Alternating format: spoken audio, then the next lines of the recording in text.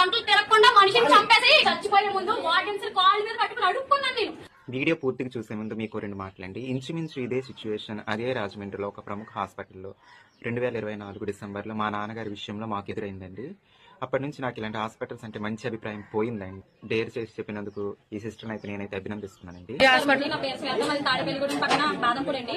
మా అమ్మగారిని తీసుకొచ్చామండి, హెల్త్ బాగాలేదని చెప్పి మా అమ్మగారిని కిమ్స్ హాస్పిటల్, రాజమండ్రి కిమ్స్ హాస్పిటల్లో జాయిన్ చేసామండి. ట్రీట్మెంట్ బాగుంటది, అక్కడ మనిషి సాడ్ గా వెళ్ళి హ్యాపీగా తిరిగి వస్తారని చెప్పిన మాటలు విని ఇక్కడ జాయిన్ చేసామండి. మేము జాయిన్ చేస్తే ఇక్కడ మనిషి ఏం చేశారు తెలుసండి, 48 గంటలు తిరగకుండా మనిషిని చంపేసి ఇక్కడ పెద్ద ఠాగూర్ మూవీ రీక్రియేట్ చేశారు.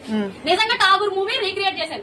చచ్చిపోయే ముందు వార్డెన్స్ కాళ్ళ మీద పట్టుకుని అడుక్కున్నాను నేను, లోన పంపించండి అంటే వార్డెన్స్ పట్టించుకోలేదు, వీళ్ళకి రెస్పాన్సిబిలిటీ లేదు. మనిషి చచ్చిపోయిన తర్వాత స్లోగా వచ్చి మెడిసిన్ బిల్ ఇంకొక 25,000 ఉంది, కట్టేసి బాడీని తీసుకెళ్ళండి, లేకపోతే స్టేషన్ లో చూసుకుందాం అన్నారు వీళ్ళు. రాజమండ్రి కిమ్స్ హాస్పిటల్, మీకు తెలిసి మీ వాళ్ళకి ఎవరికైనా హెల్త్ బాగోపోతే ఇక్కడ జాయిన్ చేయాలి అని ఉద్దేశం ఎవరికైనా ఉంటే దయచేసి ఇక్కడ ఎవరో జాయిన్ చేయకండి. ఎందుకంటే మీ ఊర్లోనే మంచి ట్రీట్మెంట్ ఇప్పించుకోండి. మా అమ్మ చచ్చిపోయింది, చివరి చూపు పంపించలేదు.